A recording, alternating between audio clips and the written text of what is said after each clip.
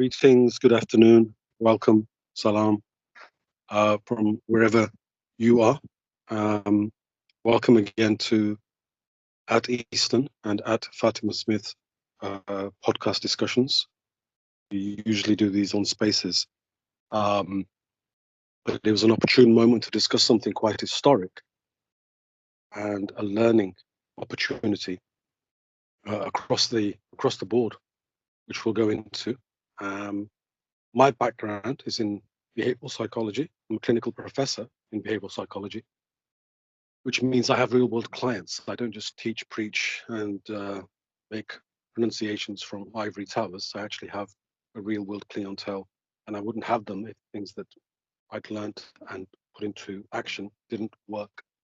So it's not theoretical stuff, it's real world stuff.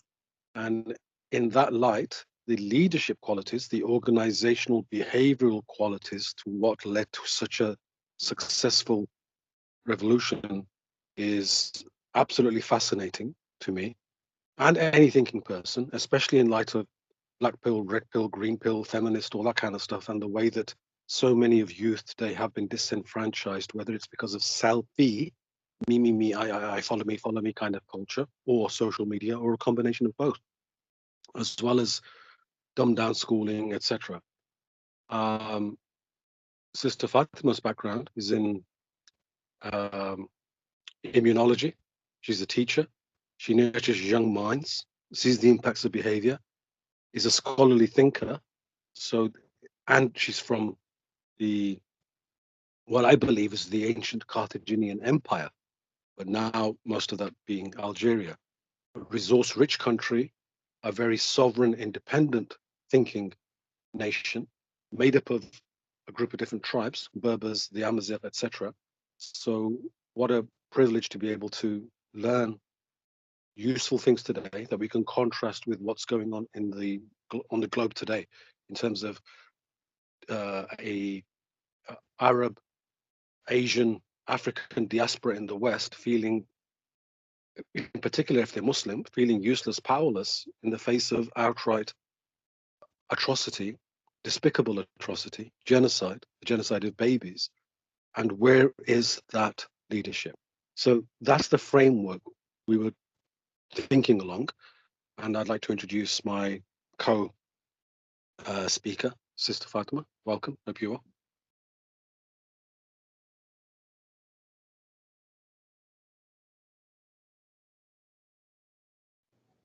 Yeah, assalamu alaikum. Thank you, brother, for the introduction, even though that is bigger than me. But thank you. I believe that I'm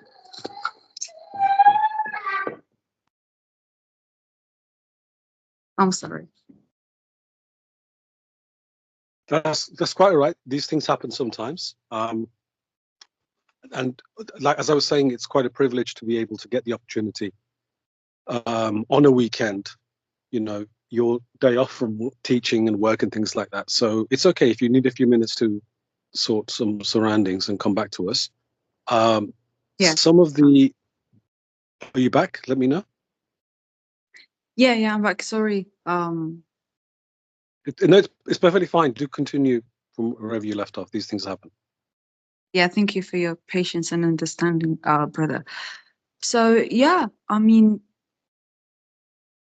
for people to be able to organize in such a way and to structure in such a way, it doesn't come out of nowhere. It comes from experience, it comes from analyzing, it comes from knowledge also, and it comes from a place of anger. It comes from a place where you've had enough, like khalas. So that has pushed certain people who had the gut, the braveness, and the bravery, the courage to step up in the front of the line and say, you know what, I'm going to take the lead and I'm going to do this. So, mashallah, that's what the 5 founders of the FLN did. And the FLN was instrumental in leading Algeria's struggle for independence. And the they were the key uh, uh, they were the key success to liberating Algeria in 62. And these leaders are Ahmed Ben Bella, Mohamed Boudiaf, Hocine Ahmed, Mostefa Ben Boulaïd, and I believe this is my favorite, which is Larbi Ben M'Hidi. So each one played a very critical role in coordinating the independence movement, providing both vision and tactical leadership. I think it would be great to go a little bit on the background of each one of them, not only to honor the work that they've did, but also to inspire the Palestinians that they are also able to achieve independence once they take the right moves and strategies. So Ahmed Ben Bella is one of Algeria's most iconic independence leaders.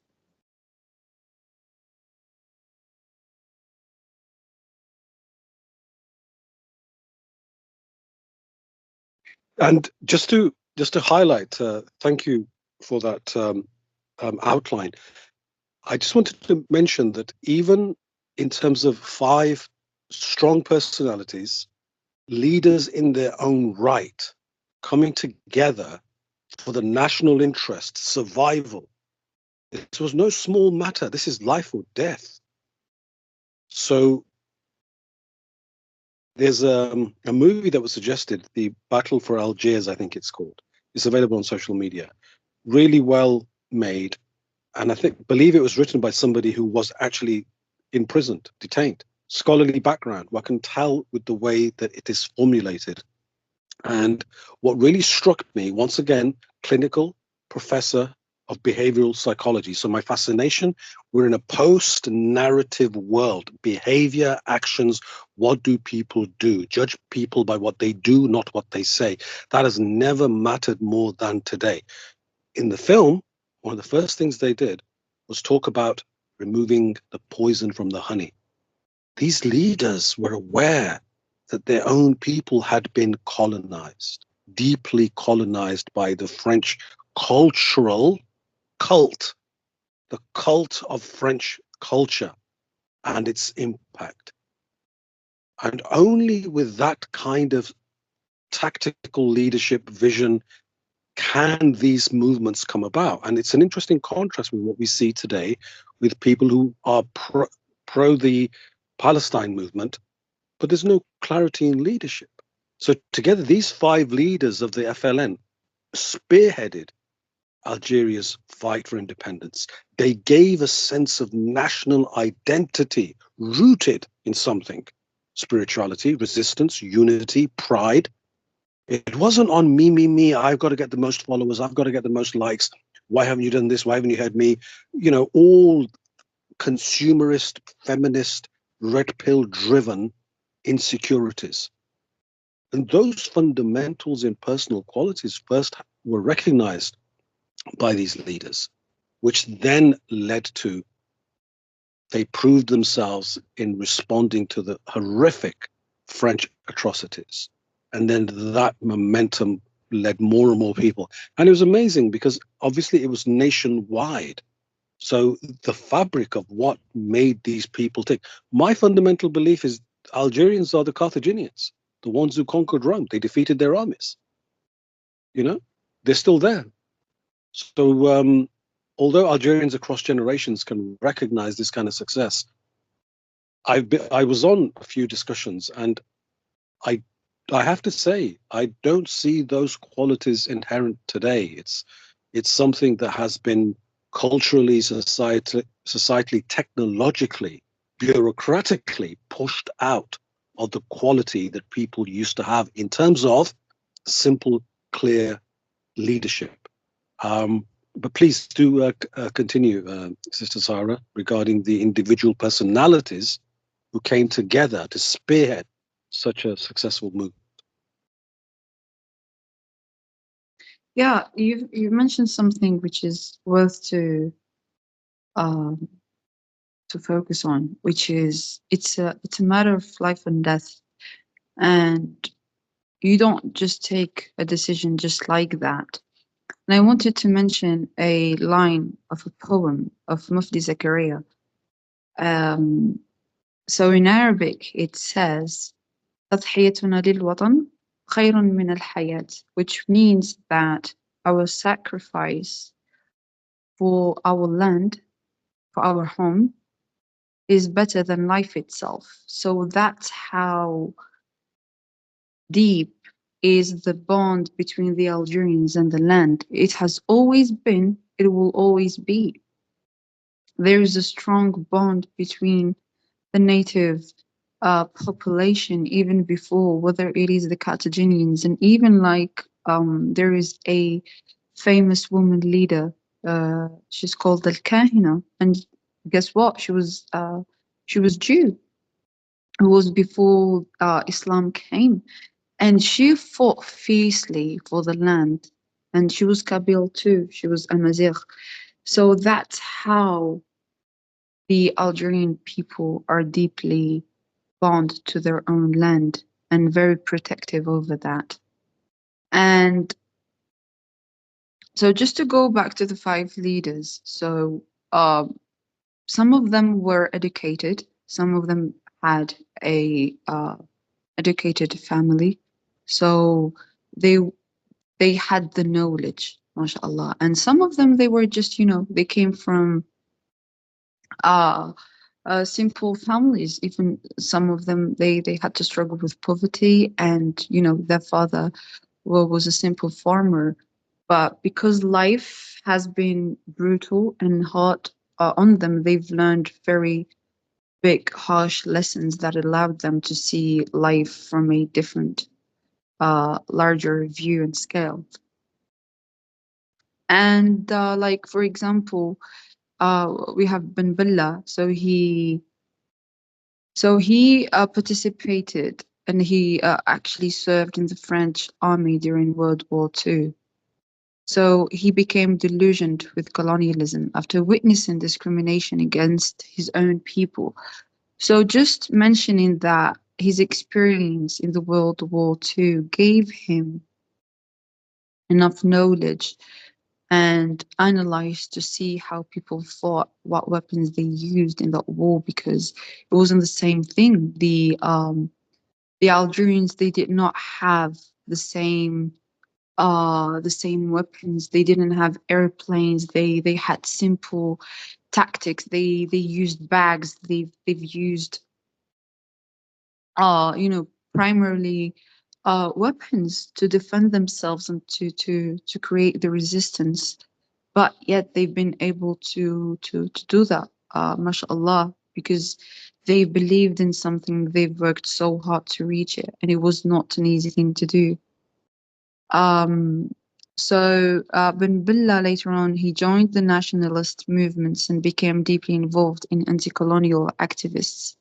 His role in the FLN, not just as a founding member, but also he organized in both political and military strategies against the French. He focused on building alliances and securing international support, which helped to put Algeria's struggle in the global spotlight. After the independence, after 62, he became the first president. So his tenure saw the implementation of socialist reforms, but it was cut short in 65 by a military coup led by Larbi Ben M'Hidi, the second president that followed him. Ben Bella spent much of his later life under house arrest and eventually in exile. Going to the second founding member, which is Mohamed Boudiaf, he was a prominent leader in the FLN. He played a central role in both military and political strategies. He was known for his integrity and vision for a modern Algerian state. So he was very much committed to establishing a free and just society for his people. His role was in the Committee of Revolutionary Unity in Action, which orchestrated the founding of the FLN. He led many of the FLN's covert operations and was deeply involved in formulating the goals of the independence movement. Later on, after the independence, he was sidelined by political rivals and lived in exile too for years, likely due to his attempts to reform a corrupt system. The third member, which is worth to mention, Hocine Ahmed. He's a native of Kabylie, so he is Amazigh. He was one of the most intellectual and strategic minds in the FNN. He was staunch advocate for democracy, transparency, and was among the few leaders to remain active in politics well into Algeria's post-independence era. His role in the FLN was known for his charisma and leadership in building unity. He was instrumental in diplomatic efforts to gain international support for Algeria's independence. He worked tirelessly to raise awareness of Algeria's plight at the United Nations and in the international community. In the post-independence, he was delusioned with the authoritarian direction of the new government. He founded the Socialist Force Front, the FFS, in opposition to the FLN's ruling party. He spent years in exile, returning intermittently, sometimes I have bad pronunciation of words, to advocate for democratic reforms and remains celebrated as a symbol of democracy. The fourth founding member, and please, if you have something to add, Brother Eason, please go ahead. Thank you. I was just going to add that the time in which we live, anyone listening to this, you're in the Bugs Bunny psychosis. You're in the entertainment matrix, the media-driven, everything's entertainment. If it's on a screen, it's entertainment. The purpose of going through the individual profile, very simple profile of these leaders, is that they had experience, military experience, lived military experience. He was in the army, served in the French army, knew about military tactics on the ground, what it meant to put your life on the line for a purpose, be it your own or one that had been imposed upon you. This bubblegum psyche, NFT, avatar generation absolutely has no clue. You brought up on cartoon caricatures from your very inception. So to learn about the lived experiences of such characters gives an inclination. What is leadership? Because this is what you're up against. And unless you study a patriarchal or even matriarchal in some cases, leadership or a genuine leader, you are brought up in series and a continuous series of humiliation rituals. Okay? Hashtag that, highlight it, 3D print it, put it on your bag, put it on your tattoo. Humiliation rituals. That's what we've seen. Going back to COVID, first Gulf invasion, that mankind, especially in the West, is humiliated into look at the atrocities that the people that do this in your name, they carry out, and you can do nothing about it. So when you look at individuals who are leaders, it's not for entertainment. This isn't Bugs Bunny hour. Whoever you resonate with, Boulaïd, Mostefa Ben Boulaïd, or Hussein Al-Hamid, or Mohamed Boudiaf, or Ahmed Ben Bella, whoever you resonate with. I already do. I like the one who was, more tactically thinking. Attached to these people, don't just connect with the shills and the so-called influencers that the media gives you.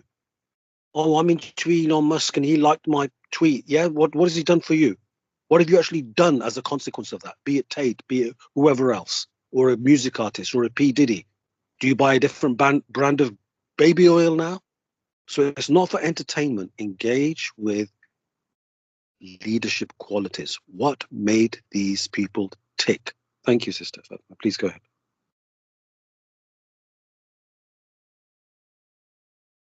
Yeah, thank you, brother. That was perfectly put. You know, especially in the times we live in, where people just take celebrities as idols, unfortunately. And while we have so many people who have worked tirelessly for the peace that we have nowadays, and I can only speak for my people, my own country, because the peace that I have today is thanks to these men and women who have sacrificed not only their lives but also their futures and dreams that they've once had or wished, which I have now, but they didn't have the same opportunities. They didn't have the same chances, but they chose to sacrifice, and that was a part of the line of the poem, that our sacrifice is much worthier than life itself. And just that, if you cannot be proud, it's worthless. But please go ahead, brother. Yeah, just about the Bugs Bunny psychosis, just to highlight a crystal clear example. So I'd attended some spaces, being led by reasonably good, hosts, and there were some good speakers on there who I was following, and I'd heard them previously. They're well spoken. They seemed knowledgeable. And here's the problem now. We are judged by the company we keep. Okay, and if speakers or knowledgeable people don't use their discernment, that if they go to spaces where the host hasn't got the concentration span, they've got TikTok attention span. They can't follow the flow of the discussion. They can't follow the flow that several key points have been made by people on the space. Then get somebody else to host or co-host or lead the discussion. We're all human. You might have been tired, but I'm sorry. In 2024, you will be judged by the quality of the hosting that you do and the people that you have who are speaking. And there are people who are speaking well, but here's the problem to highlight once more. So not only have we got people who maybe they are from an Algerian background or they know a little bit, but they haven't got hosting skills. If you can't follow a conversation which is outlining the psychological, military, economic, historic, traditional impacts which your enemy studies. The colonizer studies your heritage, your religion, your spiritual beliefs, your groups. This is why when you said the spiritual founder of Algeria was a Sufi, the fundamental quality that they have, the Sufi traditions are a teaching tradition. Teaching tradition. And if I had a repeat machine, it's funny that they don't give you a repeat button on spaces. I would keep saying this. Teaching tradition. These people not preaching, not announcing, not repeating again and again and again. We're not parrots here. There's a skill to teaching. And that's what the Sufi order, the recognized Sufi order, they are scholars. Everybody wants to wear the hat and the stick and, look like a woman with a beard, look scholarly. But what does it actually take? And you don't really hear the original Sufis. Whenever you hear a Sufi scholar, you don't hear much about them. You hear about their teachers and the teachers before them and the teachers before that. So what does that tell you? They're not there blowing their own trumpet. They're not there blowing their own, oh, follow me and I'm clout chasing. They are there as testament to the school of learning from which they emanated, from which they shone. Point being, the success of the teacher or the genuine scholar are his students. And that's what you witness when you see the authentic Sufi scholar talk about his teacher or the Sufi that taught him. They don't blow their own trumpet. That's not their tradition. That is the authentic scholarship tradition. And that was the founding father of Algeria. They knew what it takes to build people. to build people up, to build up individuals. Today, everybody wants to feel entitled. I have followers. Yeah, you have people who have liked you, and they think you're some sort of, I don't know, entertainer or celebrity. How have you earned it? If push came to shove, what could you do for these people? Nothing, less than nothing. And that's what we've seen demonstrated again and again. So the point was this: if there was genuine leadership, so on these spaces, some sisters, females, were talking about the atrocities, some of the female warriors, the heroes who were there at the forefront of the Algerian struggle.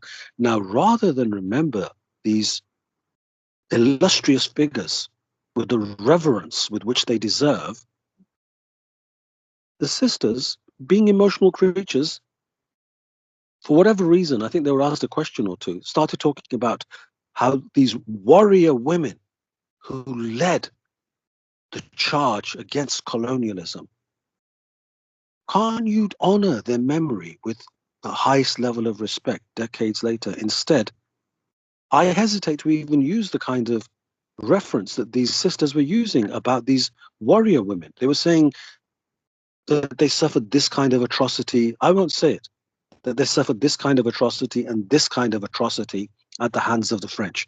Now, in your mind, these women are thinking, or in their minds, they're thinking, oh, we're highlighting how cruel the oppressor is. No, you're disrespecting the memory of somebody who fought and won a struggle. Remember them for their goodness, their greatness, their wonder, their inspiration. That's what they deserve.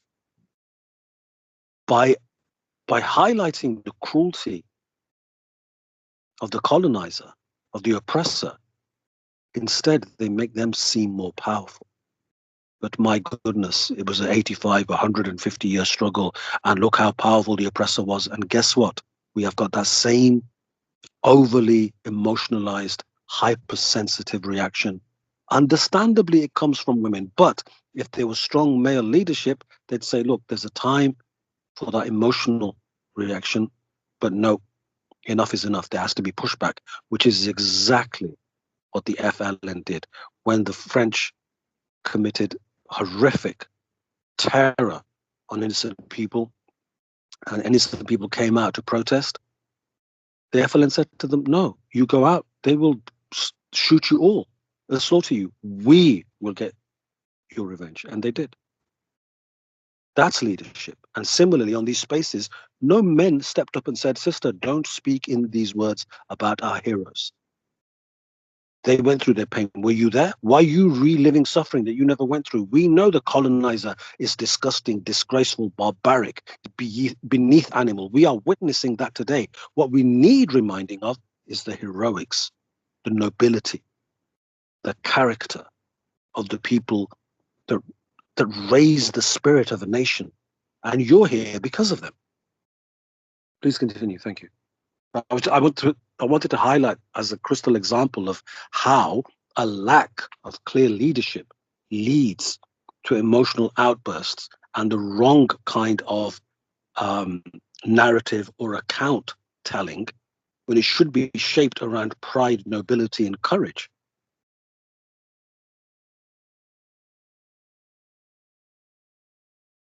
Indeed, brother. Indeed, well, very well put. But also, I think it is also very important to mention that these five leaders, they've only been able to do that thanks to the ones who came before them, thanks to their experience, thanks to what they've taught them, thanks to what they've been through, what they've passed them with. Because otherwise they wouldn't have the strategies, they wouldn't have the knowledge, they wouldn't have the analysis to do so.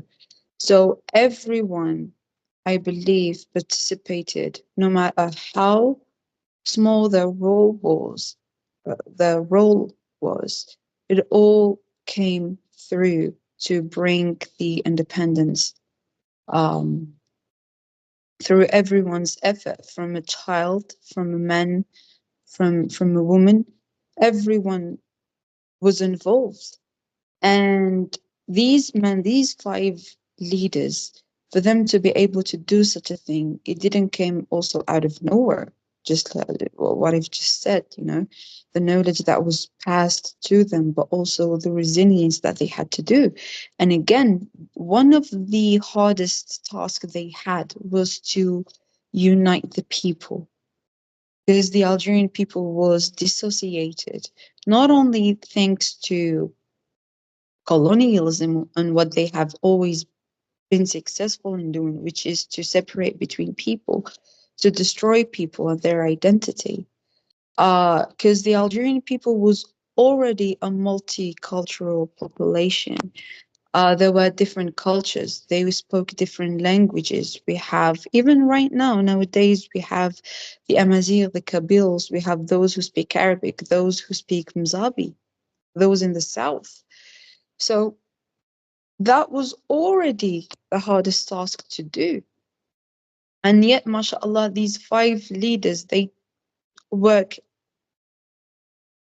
effortlessly without sometimes even taking a breath, without sleeping. Sometimes they would, have sleepless nights just to coordinate, just to find ways how can I help the people to find their voice, to have the courage to be empowered, to get the support they need. And alhamdulillah, one of the founding members, which is Larbi Ben M'Hidi, which is one of my favorite. He is originally from Ain Lila. Known for his eloquence and resilience, he became the unifying figure for both fighters and civilians, embodying the FLN's ideals. His role was key in organizing the 57 Battle of Algiers, one of the most significant and symbolic events of the Algerian War of Independence. And it's not even a war. Like, when you go and search, in some history books, you'll find them describing it of the Algerian War of Independence, but it is resistance. That's what it is. The war was started by the French. The Algerians started resistance. They've started revolution for their own rights, there to reclaim their own land. And that demonstrated exceptional leadership and tactical expertise by the FLN members, relying the FLN's forces despite intense opposition from the French army. So let's do not also forget to mention that the Algerians, they had no developed arms or helicopters or planes or sophisticated weapons. They were secretly supplied by certain allies, yes, but they still had to use very basic traditional methods to fight back. But they knew that the only way to reclaim their land was by force, because we have this famous quote that has always been revived: what has taken by force can only be claimed back by force, by power, not by peace. And this is what we see nowadays happening in Gaza, in Palestine. The Jews, there were no Israel at that time. The Jews, they've taken the homes of the Palestinians by force, by violence, by killing. And it has happened for so many years and lasted for so many years. And the only way to get back their own rights and lands and homes and houses, everything, the olive trees, everything they had once, can only returned by force. So lately, concerning Larbi Ben M'Hidi, so there were a French conference by the president Macron, and he admitted that Ben M'Hidi was assassinated by the French army. He was not. He did not suicide, because they said that he suicide, but no, he was captured in 57, brutally tortured, and he was killed by the French custody. His death, believed to be a murder disguised as suicide, became a symbol of resistance against the oppression. His famous words threw the revolution into the street, and the people were protected. Um, in Arabic, ارمي بالثورة للشعب والشعب سيحتضنها. So that continues to resonate as a powerful call to resilience. So together, these 5 leaders of the FLN not only spearheaded Algeria's independence, but also laid the groundwork for a national identity rooted in resistance, unity, and pride. Their leadership, sacrifices, and relentless pursuit of freedom inspired Algerians across generations and established Algeria as an example of anti-colonial struggle. While their paths and vision sometimes diverged after independence, they remained forever celebrated as founders of the modern Algerian state and symbols of liberation in the Arab world. Their legacy continues to influence Algerian politics, culture, and society.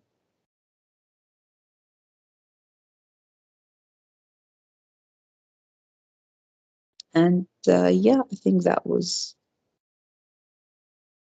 it is something to take example nowadays, to help also structure, inshallah, the resistance in Palestine, and to, inshallah, empower them. But please go ahead, Brother Eason. Yeah, so on this Algeria anniversary reflections opportunity, looking at the qualities of the leadership of the FLN, we wanted to sort of focus this to be no more than 30 minutes.